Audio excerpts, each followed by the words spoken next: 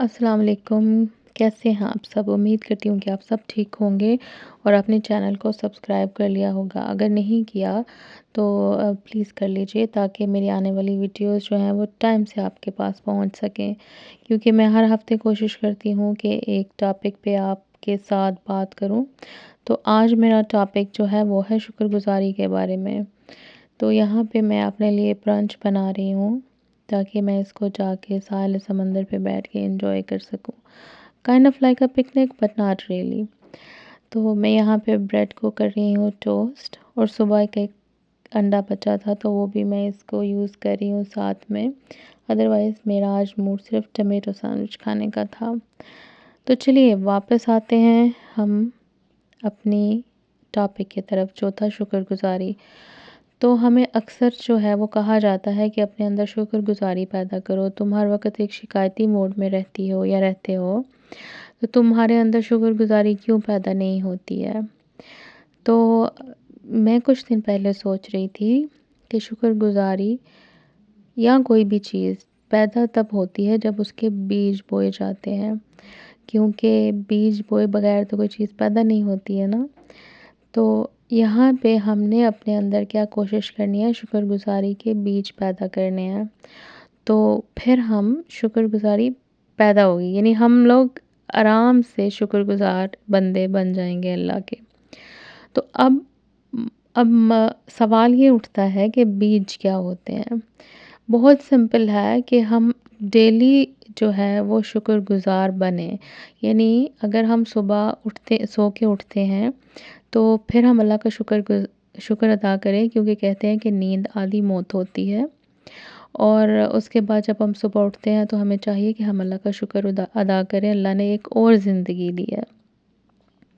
اس کے بعد ہم کھانے کی طرف آ جاتے ہیں، تو دیکھیں ہم کھاتے ہیں، اس کو چو کر کے ہم جب سوالو کرتے ہیں تو یہ سانس کی نالی میں نہیں جاتا، یہ وہیں جاتا ہے جہاں اللہ تعالیٰ نے اس کو حکم دیا ہے جانے کا، یعنی ہمارے سٹمک میں۔ تو اس کے لیے بھی ہم شکر ادا کریں گے، یہ بیج ہوگا ہمارے، جو ہم نے بیج بونا ہے نا روزمرہ کے طور پہ۔ پھر یہ ہوتا ہے کہ ہم چلتے ہیں، ہم جب چلتے ہیں تو کتنا چل لیتے ہیں۔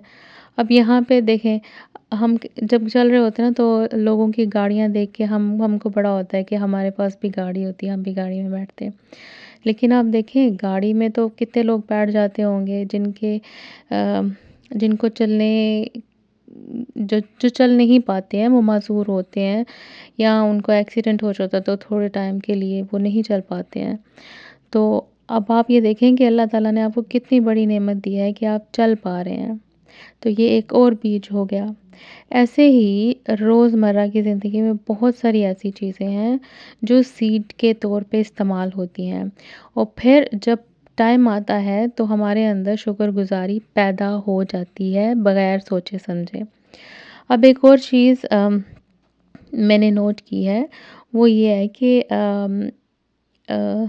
مثال کے طور پہ اگر کوئی بیمار ہو گیا ہے تو اس کو یہ کہا جاتا ہے فوراً سے، مطلب چلے میں آپ کو اپنی مثال دیتی ہوں۔ کچھ ٹائم پہلے مجھے جو ہے وہ بہت سویر قسم کی انگزائٹی اٹیک اور انگزائٹی چل رہی تھی۔ وہ فرسٹ ٹائم جب میں نے یہ ساری چیزیں ایکسپیرینس کی تو لوگوں نے ایٹ دا مومنٹ مجھے یہ کہنا شروع کر دیا کہ تمہیں کیوں انگزائٹی ہو رہی ہے، تمہیں یہ ساری چیزیں کیوں فیل ہو رہی ہیں، دیکھو تمہیں اللہ نے بچے بھی دیے ہیں، کھانا کھاتی ہو، یہ کرتی ہو، وہ کرتی ہو، تو تمہیں کس چیز کی ٹینشن ہے، تمہیں یہ چیز ہو کیوں رہی ہے۔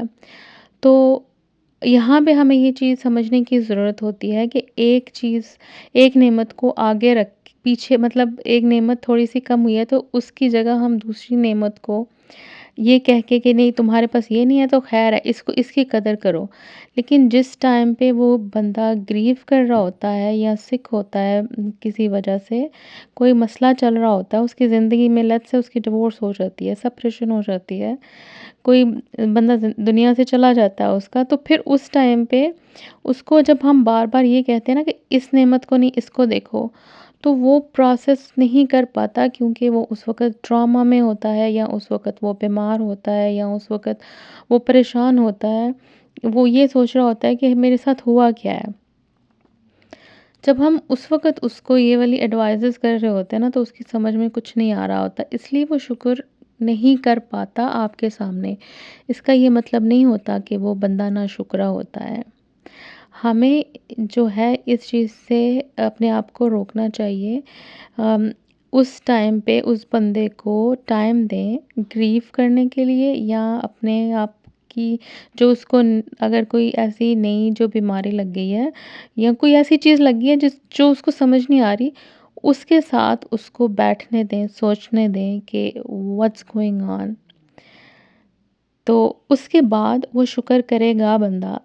وہ نا شکرا نہیں ہو جاتا ہے all of a sudden just because یا ہو جاتی ہے اگر وہ کویسچن کر رہی ہے کہ میرے ساتھ یہ کیوں ہوا، کیونکہ وہ اس وقت ڈرامہ میں ہے اور یہ اس کا رائٹ ہے۔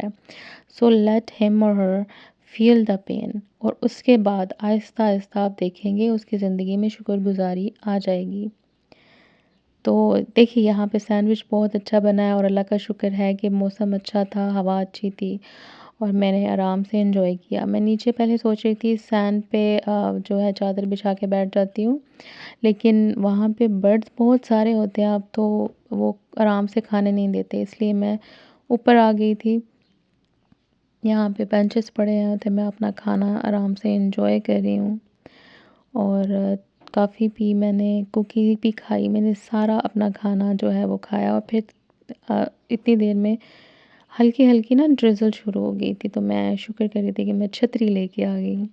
تو یہاں پہ ایک اور شکر جو ہے وہ ایڈ ہو گیا کہ آپ شکر کر رہے ہیں، آپ چھتری لے کے آ گئے ہیں، اور آپ شکر کر رہے ہیں، شکر کریں گے کہ آپ گھر سے نکلے، آپ یہاں پہ آئے، اللہ نے آپ کو اس کا موقع دیا کہ آپ جو ہے بارش اللہ کی نعمت ہوتی ہے، رحمت ہوتی ہے، تو آپ نے وہ انجوائے کی یہاں پہ بیٹھ کے۔ تو اس کے بعد میں بورڈ واک پہ تھوڑی سی چلی، اور میں نے دیکھا کہ فاگ اتنی ساری تھی کہ دور دور تک جو ہے نا وہ کچھ نظر نہیں آ رہا تھا۔